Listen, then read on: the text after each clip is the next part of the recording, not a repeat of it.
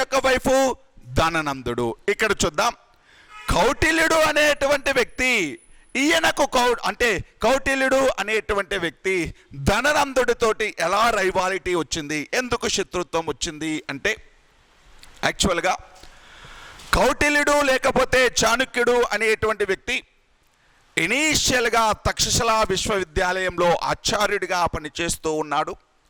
అలా ఆచార్యుడిగా పనిచేస్తూ ఉన్నప్పుడు అలెగ్జాండర్ అనేటువంటి వ్యక్తి అటాక్ చేయడం జరిగింది ఇండియా పైన. అలా అలెగ్జాండర్ అనేటువంటి వ్యక్తి అటాక్ చేసినప్పుడు ఇతను తక్షశిలా ప్రాంతపు రాజు ఎవరున్నారు అప్పుడు, అంబి. తక్షశిలా ప్రాంతపు రాజు అంబిని ఏమని రిక్వెస్ట్ చేశాడు అంటే, రాజుగారు మీరు మిగతా భారతీయ రాజులందరినీ కూడా కలుపుకొని మిగతా భారతీయ రాజులతోటి ఒక గ్రూప్ లాగా ఏర్పడి మీరందరూ కలిసి అలెగ్జాండర్తో ఫైట్ చేయండి, మీరు సరెండర్ అవ్వద్దు అని ఎవరిని రిక్వెస్ట్ చేశాడు, అంబిని. కాకపోతే అంబికి అలెగ్జాండర్ పైన విపరీతమైన భయం ఉండడంతో అంబి సరెండర్ అయిపోవడం జరుగుతుంది. ఎవరికి అంటే అలెగ్జాండర్కి. దీనితో తక్షశిలా ప్రాంతాన్ని వదిలేసి వెళ్ళిపోతాడు కౌటిల్యుడు. ఎక్కడికి వచ్చాడు అంటే ధననందుడి యొక్క రాజ్యానికి రావడం జరిగింది. ధననందుడి దగ్గర ఉన్నాడు మంత్రిగా కొన్ని రోజులు పనిచేస్తున్న సమయంలో. ఈ ధననందుడు అనేటువంటి వ్యక్తికి పరిపాలనకు సంబంధించి కౌటిల్యుడు అనేటువంటి వ్యక్తి అడ్వైజులు ఇచ్చినప్పుడు, సలహాలు ఇచ్చినప్పుడు, ఆ సలహాలు అనేటువంటివి, ఆ అడ్వైజెస్ అనేటువంటి వాటిని యాక్సెప్ట్ చేయక కౌటిల్యుడిని అవమానిస్తాడు ధననందుడు అనేటువంటి వ్యక్తి. అందుకని కౌటిల్యుడు ఆ సభలోనే ఒక శపథం చేస్తాడు, ప్రతిజ్ఞ చేస్తాడు. ఏమంటాడు అంటే, మళ్ళీ నిన్ను అంతం చేయడానికే, నీ రాజ్యము అనేటువంటిది అంతం చేయడానికే మళ్ళీ ఇక్కడ అడుగు పెడతాను, నీ రాజ్యంలో అడుగు పెడతాను అని చెప్పి ఒక ప్రతిజ్ఞ చేసి, ఒక ఓత్ చేసేసి ఆయన అక్కడి నుంచి బయటికి వెళ్తూ ఉంటాడు.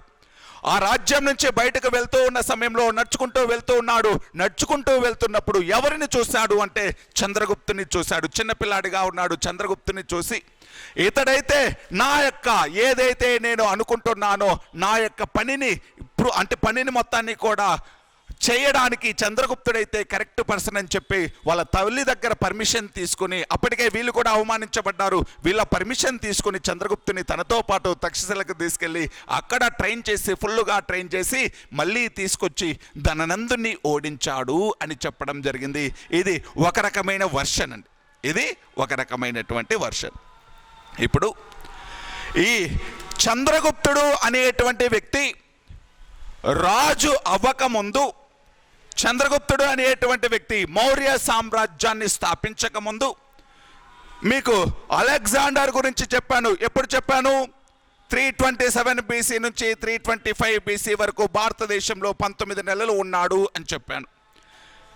ఇతను చంద్రగుప్తుడు అనేటువంటి వ్యక్తి ఇంకా రాజ్యాన్ని స్థాపించలేదు.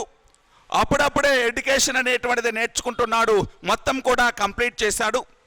ఈ చంద్రగుప్తుడు అనేటువంటి వ్యక్తి సీక్రెట్గా ఎవరిని కలిశాడు అంటే అలెగ్జాండర్ను కలిశాడు.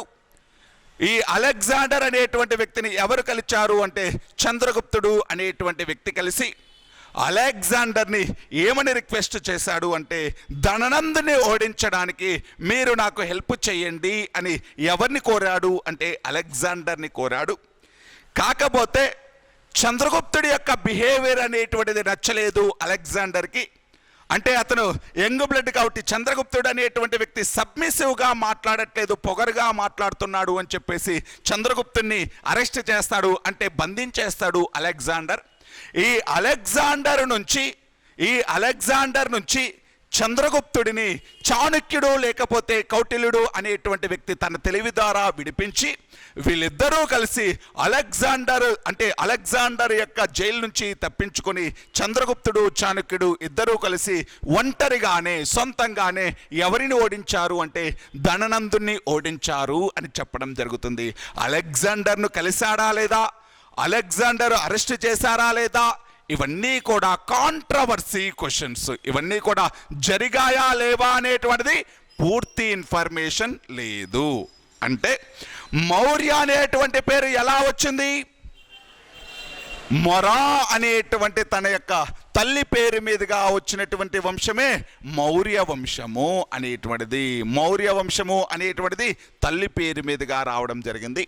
మరి ఈ వంశాన్ని, ఈ రాజ్యాన్ని స్థాపించడానికి హెల్ప్ చేసినటువంటి వ్యక్తి ఎవరు? చాణక్యుడు లేకపోతే కౌటిల్యుడు అనేటువంటి వ్యక్తి. అతని యొక్క ఒరిజినల్ నేమ్ ఏంటి? విష్ణుగుప్తుడు అనేటువంటి వ్యక్తి. మరి ఈ కౌటిల్యుడు లేకపోతే చాణక్యుడు ఎక్కడ ఆచార్యుడిగా పనిచేశాడు? తక్షశిల యూనివర్సిటీలో. ఇనీషియల్గా ఏ రాజ్యంలో ఉండేటువంటి వాడు? ధననందుడి దగ్గర ఉండేటువంటి వాడు. అంటే తక్షశిల యూనివర్సిటీలో ఉన్నాడు. అక్కడి నుంచి ఎక్కడికి వెళ్ళాడు? ధననందుడి దగ్గర ఉన్నాడు. ధననందుడి చేత అవమానించబడి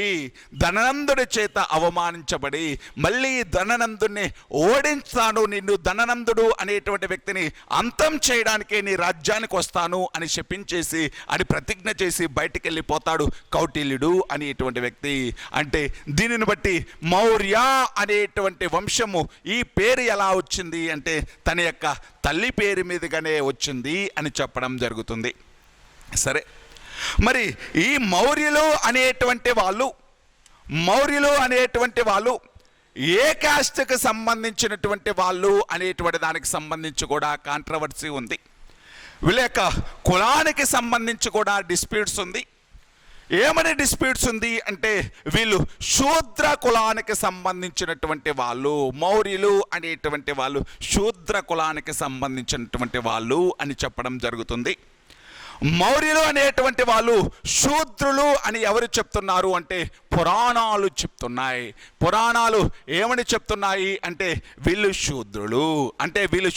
అంటే మొరియా అనేటువంటి ఆవిడ శూద్ర కులానికి సంబంధించినటువంటిది, శూద్ర క్యాస్ట్కి సంబంధించినటువంటి ఈవిడ ఎవరిని పెళ్లి చేసుకుంది అంటే ధననందుని పెళ్లి చేసుకుంది. ధననందుడు అనేటువంటి వ్యక్తి ఒక శూద్రురాలైనటువంటి మొరియను పెళ్లి చేసుకున్నాడు. ఆ శూద్రురాలైనటువంటి మొరియకు జన్మించారు కాబట్టి వీళ్ళు కూడా ఎవరు? శూద్రులు అని చెప్పింది. శూద్ర కాస్ట్ అని ఎవరు కన్క్లూడ్ చేశారు? పురాణాలు అనేటువంటివి. పురాణాల ప్రకారం వీళ్ళు ఏ కాస్ట్ అండి? శూద్రులు. నెక్స్ట్, బౌద్ధ మత గ్రంథాల ప్రకారం, బుద్ధిస్ట్ టెక్స్టుల ప్రకారం, బుద్ధిజం టెక్స్టుల ప్రకారం వీళ్ళు క్షత్రియులు. వీళ్ళు ఎవరు అంటే క్షత్రియాస్. బౌద్ధ మత గ్రంథాల ప్రకారం వీళ్ళు ఎవరు అంటే క్షత్రియులు. నెక్స్ట్, ఇది ఈ చంద్రగుప్త మౌర్యుడు అనేటువంటి వ్యక్తి రూల్ చేస్తున్నప్పుడు ఇతని యొక్క రాజ్యంలో భాగం ఏంటి అంటే ఇక్కడ ఉండేటువంటి సౌరాష్ట్ర అనేటువంటిది. సౌరాష్ట్ర అంటే ప్రజెంట్ గుజరాత్లో ఉండేటువంటి ప్రాంతం. ప్రజెంట్ ఎక్కడుంది అంటే గుజరాత్లో. ఈ సౌరాష్ట్ర ప్రాంతానికి ఎవరు గవర్నర్గా ఉన్నాడు అంటే పుష్యగుప్తుడు అనేటువంటి వ్యక్తి గవర్నర్గా ఉన్నాడు. ఈ పుష్యగుప్తుడు అనేటువంటి వ్యక్తి సౌరాష్ట్ర ప్రాంతంలో ఒక సరస్సును తవ్వించడం జరిగింది, ఒక లేకును తవ్వించడం జరిగింది. అలా సుదర్శన తటాకము అనేటువంటి దానిని, సదస్సు లేకపోతే తటాకము లేకపోతే పాండ్ అండి, సుదర్శన తటాకము అనేటువంటి దాన్ని తవ్వించడం జరిగింది. సుదర్శన లేక్ లేకపోతే పాండ్ అనేటువంటి దాన్ని తవ్వించడం జరిగింది. ఇప్పుడు చూద్దాం, చంద్రగుప్త మౌర్యుడు అనేటువంటి వ్యక్తి రూల్ చేస్తున్న సమయంలో పుష్యగుప్తుడు అనేటువంటి వ్యక్తి సౌరాష్ట్ర ప్రాంతానికి గవర్నర్గా ఉన్నాడు. ఈ సౌరాష్ట్ర ప్రాంతానికి గవర్నర్గా ఉన్న పుష్యగుప్తుడు ఆ సౌరాష్ట్ర ప్రజల యొక్క అవసరాలు తీర్చడం కోసం, వాళ్ళకి తాగునీరు సాగునీరు కోసం ఒక చెరువుని లేకపోతే తటాకాన్ని, ఒక లేకును తవ్వించడం జరిగింది. దాని పేరే సుదర్శన తటాకం. ఈ సుదర్శన తటాకం గురించి ఈ పుష్యగుప్తుడు అనేటువంటి వ్యక్తి సుదర్శన తటాకాన్ని తవ్వించాడు అని, ఈ సుదర్శన తటాకం గురించి ఎక్కడ మనకి ఇన్ఫర్మేషన్ దొరుకుతుంది అంటే గిర్నార్ శాసనం, గిర్నార్ ఇన్స్క్రిప్షన్ అనేటువంటిది. గిర్నార్ ఇన్స్క్రిప్షన్, దీనినే ఏమని పిలిచాం? జూనాగఢ్ శాసనం. దీనిని ఏమని పిలిచారండి? జూనాగఢ్ శాసనం. నేను వేరేటి ఏమీ ఇక్కడ ఎక్కువ ఇన్ఫర్మేషన్ లేదు, 4 పాయింట్లు చెప్తున్నా. వంశానికి పేరు ఎలా వచ్చిందో చెప్పాను. ఎలా వచ్చిందని చెప్పాను? తల్లి పేరు మీదుగా మొరియా అనేటువంటి పేరు మీదుగా మౌర్య అనేటువంటి పేరు వచ్చింది అని చెప్పడం జరిగింది. ఇతని యొక్క గురువు పేరు చెప్తున్నాను. ఎవరైనా కౌటిల్యుడు లేకపోతే చాణక్యుడు అనేటువంటి వ్యక్తి. ఇతడు రాజ్యానికి అంటే మౌర్య సామ్రాజ్యం స్థాపించక ముందు ఏ గ్రీకు రాజును కలుసుకున్నాడు? అలెగ్జాండర్ అనేటువంటి వ్యక్తిని కలుసుకున్నాడు. చంద్రగుప్త మౌర్యుడు మరియు చాణక్యుడు అనేటువంటి వాళ్ళు ఇద్దరూ కలిసి ధనందుని ఓడించి ఈ మౌర్య సామ్రాజ్యాన్ని స్థాపించాడు అని ఏ బుక్ చెప్తుంది? విశాఖదత్తుడు రాసినటువంటి ముద్ర రాక్షసం. విశాఖదత్తుడు రాసినటువంటి ముద్ర రాక్షసం అనేటువంటి బుక్. ఏ సంవత్సరం మౌర్య సామ్రాజ్యం స్థాపించారు? 321 బీసీలో, 321వ సంవత్సరంలో. మరి వీళ్ళు శూద్రులు అని చెప్పినటువంటివి ఎవరు? పురాణాలు అనేటువంటి. వీళ్ళు క్షత్రియులు అని చెప్పింది ఎవరు? బౌద్ధ మత గ్రంథాలు. ఇంకా ఇంకొక క్యాస్ట్ గురించి చెప్తున్నాను. ఆ క్యాస్ట్ గురించి చెప్పడం కోసమే ఇదంతా. మౌర్య చంద్రగుప్తుడు అనేటువంటి వ్యక్తి రూల్ చేస్తున్నప్పుడు సౌరాష్ట్ర ప్రాంతానికి గవర్నర్ అయినటువంటి పుష్యగుప్తుడు అనేటువంటి వ్యక్తి సుదర్శన తటాకాన్ని నిర్మించాడు. మరి ఈ సుదర్శన తటాకం గురించి ఇన్ఫర్మేషన్ ఏ శాసనం చెప్తుంది? జూనాగఢ్ లేకపోతే గిర్నార్ శాసనం. జూనాగఢ్ లేకపోతే గిర్నార్ శాసనం అనేటువంటిది. జూనాగఢ్ లేకపోతే గిర్నార్ శాసనం అనేటువంటిది. మరి ఏ రాష్ట్రం ఇది? గుజరాత్ రాష్ట్రం. ఈ జూనాగఢ్ లేకపోతే గిర్నార్ శాసనం అనేటువంటి దాన్ని రుద్రదమనుడు అనేటువంటి వ్యక్తి వేయించడం జరిగింది. ఎవరు వేయించారండి? రుద్రదమనుడు అనేటువంటి వ్యక్తి. జూనాగఢ్ లేకపోతే గిర్నార్ ఇన్స్క్రిప్షన్ని ఎవరు వేయించారు అంటే రుద్రదామ లేకపోతే రుద్రదమనుడు అనేటువంటి వ్యక్తి. మరి ఈ శాసనంలో ఏంటి స్పెషాలిటీ అంటే ఇది ఒక సంస్కృత శాసనం. జూనాగఢ్ లేకపోతే గిర్నార్ శాసనం ఏ శాసనం అండి? సంస్కృత శాసనం. సంస్కృత భాషలో సాంస్క్రిట్ లాంగ్వేజ్లో కంపోజ్ చేసినటువంటి శాసనం. శాసనం యొక్క స్పెషాలిటీ ఏంటి అంటే భారతదేశంలో మొదటిసారిగా సాంస్క్రిట్ లాంగ్వేజ్లో కంపోజ్ చేసినటువంటి ఇన్స్క్రిప్షన్. భారతదేశంలో మొదటి సంస్కృత శాసనం ఏంటి అంటాడు. భారతదేశంలో మొదటి సంస్కృత శాసనం ఏంటండి? జూనాగఢ్ లేకపోతే గిర్నార్ శాసనం. ఎవరు వేశారు? రుద్రదమనుడు అనేటువంటి వ్యక్తి. భారతదేశంలో మొదట సాంస్క్రిట్ ఇన్స్క్రిప్షన్ ఏంటండి? జూనాగఢ్ లేకపోతే గిర్నార్ శాసనం. ఎవరు వేయించారు? రుద్రదమనుడు అనేటువంటి వ్యక్తి. ఏముంటుంది దీంట్లో content? It gives information about Sudarshana లేఖ. సుదర్శన తటాకం అనేటువంటి దాన్ని ఎవరు కన్స్ట్రక్ట్ చేశారని? పుష్యగుప్తుడు అనేటువంటి వ్యక్తి. అసలు ఏముంటుంది ఒకసారి చూద్దాం కంటెంట్.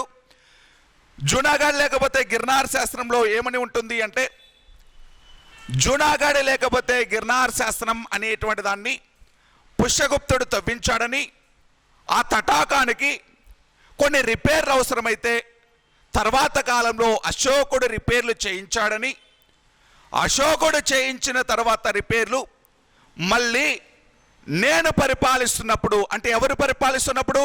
రుద్రదమనుడు పరిపాలిస్తున్నప్పుడు. నేను పరిపాలిస్తున్నప్పుడు సుదర్శన తటాకము అనేటువంటి దానికి మరమ్మత్తులు అవసరమైతే దానిని నేను మరమ్మత్తులు చేయించాను, సుదర్శన తటాకానికి రిపేర్లు చేయించాను అని చెప్పుకున్నాడు.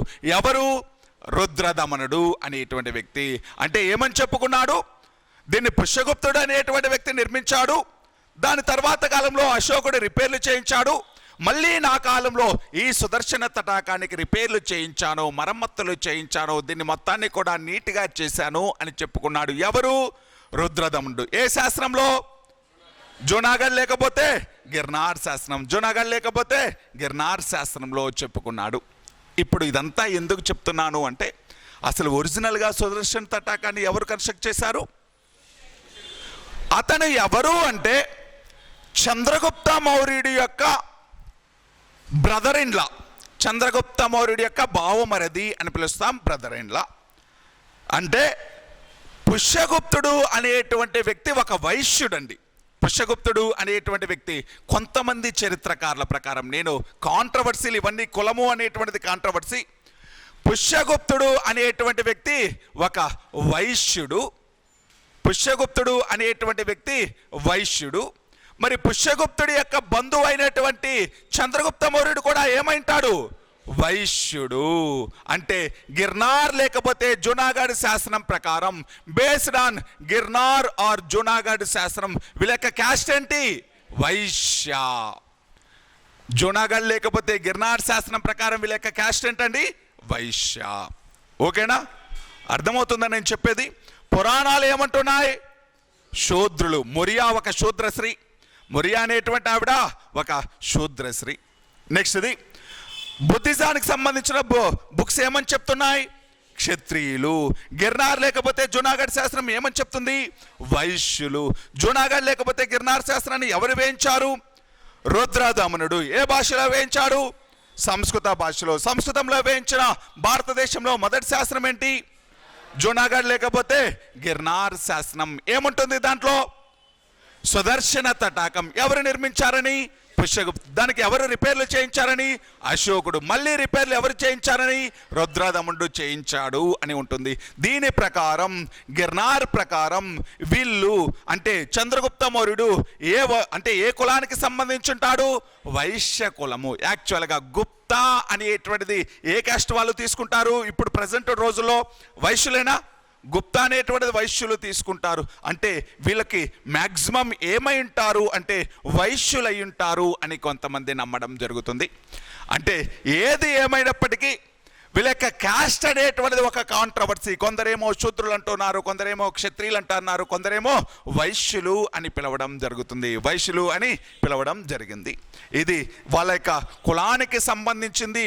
దానితో పాటు వాళ్ళ యొక్క వంశానికి మౌర్య అనేటువంటి పేరు ఎలా వచ్చింది, వాళ్ళ కులము అనేటువంటిది ఏంటి అనేటువంటి దానికి సంబంధించింది. ఇప్పుడు మరి చంద్రగుప్త మౌర్యుడు అనేటువంటి వ్యక్తి ఎవరి యొక్క సహాయంతో రాజ్యాన్ని స్థాపించాడని చెప్తున్నాము?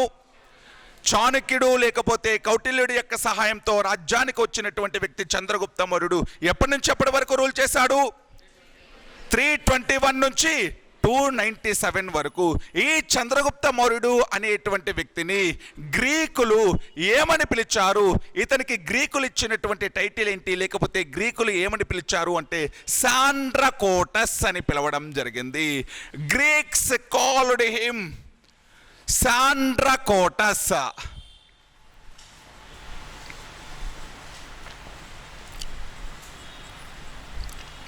చంద్రగుప్త మౌర్యుడిని ఏమని పిలిచారు అంటే గ్రీకులు సాండ్రకోటస్ అని పిలవడం జరిగింది. ఈ చంద్రగుప్త మౌర్యుడు అనేటువంటి వ్యక్తి ఎవడిని ఓడించి రాజ్యానికి వచ్చాడు? ధననందుని ఓడించి ధననందుని డిక్లైన్ చేసి రాజ్యానికి రావడం జరిగింది. ఇతని యొక్క మెంటార్ లేకపోతే ఇతని యొక్క ప్రైమ్ మినిస్టర్ ఎవరు? ఇతని యొక్క మెంటార్ లేకపోతే ఇతని యొక్క ప్రధానమంత్రి చాణక్యుడు అనేటువంటి వ్యక్తి. ఇతని యొక్క ప్రధానమంత్రి చాణక్యుడు అనేటువంటి వ్యక్తి. ఇతని కాలంలో ఇతని యొక్క సౌరాష్ట్ర గవర్నర్ అయినటువంటి పుష్యగుప్త అనేటువంటి వ్యక్తి ఏ లేకును కన్స్ట్రక్ట్ చేశాడు? సుదర్శన తటాకం. సుదర్శన లేక్ అనేటువంటి దాన్ని, సుదర్శన తటాకం అనేటువంటి దాన్ని తవ్వించాడు. ఎవరండి? పుష్యగుప్త. ఎగ్జామ్లో అడిగాడు అనుకోండి, ఆప్షన్స్ను ఫాలో అవ్వండి. సుదర్శన తటాకాన్ని నిర్మించినటువంటి రాజు అంటే మాత్రం ఏం చెప్పాలి? చంద్రగుప్త మౌర్యుడు. అంటే అధికారులు తవ్వించినంత మాత్రాన వాళ్ళకి క్రెడిట్ వెళ్ళదు. ఎవరికి వెళ్ళిద్ది? ఆ రాజుకు వెళ్ళిద్ది. మళ్ళీ ఒకవేళ సుదర్శన తటాకాన్ని తవ్వించినటువంటి వ్యక్తి అని చంద్రగుప్త మౌర్యుడు లేకుండా పుష్యగుప్తుడు ఉంటే ఆన్సర్ పుష్యగుప్తుడు. రాజు పేరు ఇస్తే మాత్రం రాజు. అలా కాకుండా రాజు లేకుండా ఓన్లీ మంత్రి పేరు ఇస్తే మాత్రం ఈ పుష్యగుప్తుడు అనేటువంటి దాన్ని చూజ్ చేసుకోవాలి. మరి ఈ చంద్రగుప్త మౌర్యుడు అనేటువంటి వ్యక్తి క్రీస్తు పూర్వం 305 సంవత్సరంలో, క్రీస్తు పూర్వం 305 సంవత్సరంలో సరిహద్దు వివాదాల కారణంగా, బార్డర్ డిస్ప్యూట్స్ కారణంగా, వాయువ్య భారతదేశంలో ఉండేటువంటి బార్డర్ డిస్ప్యూట్స్ కారణంగా ఇటువైపు అంతా ఎవరు పరిపాలిస్తున్నారు? సిరియాను రాజధానిగా చేసుకొని సెల్యూకస్ నికేటర్. మరి భారతదేశాన్ని ఎవరు రూల్ చేస్తున్నారు? చంద్రగుప్త మౌర్యుడు. వీళ్ళిద్దరికీ కూడా బార్డర్ డిస్ప్యూట్స్ రావడంతో, సరిహద్దు వివాదాలు రావడంతో 305వ సంవత్సరంలో సెల్యూకస్ నికేటర్కి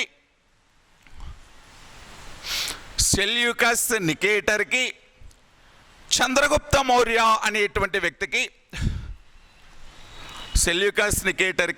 చంద్రగుప్త మౌర్య అనేటువంటి వ్యక్తికి 305వ సంవత్సరంలో ఒక యుద్ధము అనేటువంటిది జరిగింది. ఈ యుద్ధంలో సెల్యూకస్ నికేటర్ అనేటువంటి వ్యక్తిని ఓడించడం జరిగింది. Seleucus Nicator defeated by Chandragupta Maurya and Seleucus Nicator made one agreement with Chandragupta Maurya. Seleucus Nicator Chandragupta మౌర్యుడితోటి ఒక అంగీకారం చేసుకున్నాడు, ఒక సంధి చేసుకున్నాడు. ఈ సంధి ప్రకారం సెల్యూకస్ నికేటర్ తన యొక్క కూతురిని ఎవరికిచ్చి పెళ్లి చేశాడు అంటే చంద్రగుప్త మౌర్యుడికి ఇచ్చి పెళ్లి చేయడం జరిగింది. అదేవిధంగా చంద్రగుప్త మౌర్యుడికి ఒక 500 ఏనుగులని బహుమానంగా ఇవ్వడం జరిగింది. 500 ఎలిఫెంట్స్ని గిఫ్ట్గా ఇవ్వడం జరిగింది. అదేవిధంగా చంద్రగుప్తుడి యొక్క రాజ్యానికి తన యొక్క అంబాసిడర్గా, తన యొక్క రాయబారిగా ఎవరిని పంపించారు? మెగస్తనీస్. ఎవరిని పంపించారండి? మెగస్తనీస్ అనేటువంటి వ్యక్తి. క్రీస్తు పూర్వం 305వ సంవత్సరంలో సెల్యూకస్ నికేటర్కి చంద్రగుప్తుడికి మధ్య ఒక యుద్ధం జరిగింది. ఈ యుద్ధంలో సెల్యూకస్ నికేటర్ ఓడిపోయి తన కూతురిని చంద్రగుప్తుడికి ఇచ్చి పెళ్లి చేశాడు. 500 ఏనుగుల్ని గిఫ్ట్గా ఇచ్చాడు. దానితో పాటు తన యొక్క అంబాసిడర్గా ఈ రెండు రాజ్యాల మధ్య డిస్ప్యూట్స్ అనేటువంటివి తగ్గించడం కోసం, మంచి రిలేషన్స్ మెయింటైన్ చేయడం కోసం అంబాసిడర్గా ఎవరిని పంపించారు అంటే మెగస్తనీస్ అనేటువంటి వ్యక్తిని పంపించడం జరిగింది. ఇలా గ్రీకులతోటి ఒక యుద్ధంలో పార్టిసిపేట్ చేశాడు. ఎవరు అంటే చంద్రగుప్త మౌర్యుడు అనేటువంటి వ్యక్తి. ఈ చంద్రగుప్త మౌర్యుడు అనేటువంటి వ్యక్తి టోటల్ భారతదేశం మొత్తాన్ని కూడా తన యొక్క కంట్రోల్లో ఉంచుకున్నటువంటి వ్యక్తి, ఎక్సెప్ట్ కేరళ మరియు ఇక్కడ ఉండేటువంటి తమిళనాడు, దానితో పాటు ఇక్కడ కళింగ అనేటువంటి ప్రాంతాన్ని కూడా ఆక్రమించలేకపోతాడు. కళింగ అనేటువంటి ప్రాంతం మౌర్య సామ్రాజ్యంలో ఎవరి కాలంలో కలిసిపోయింది? అశోకుడి కాలంలో కలిసిపోయింది. అశోకుడు ఓడించేంత వరకు కూడా కళింగ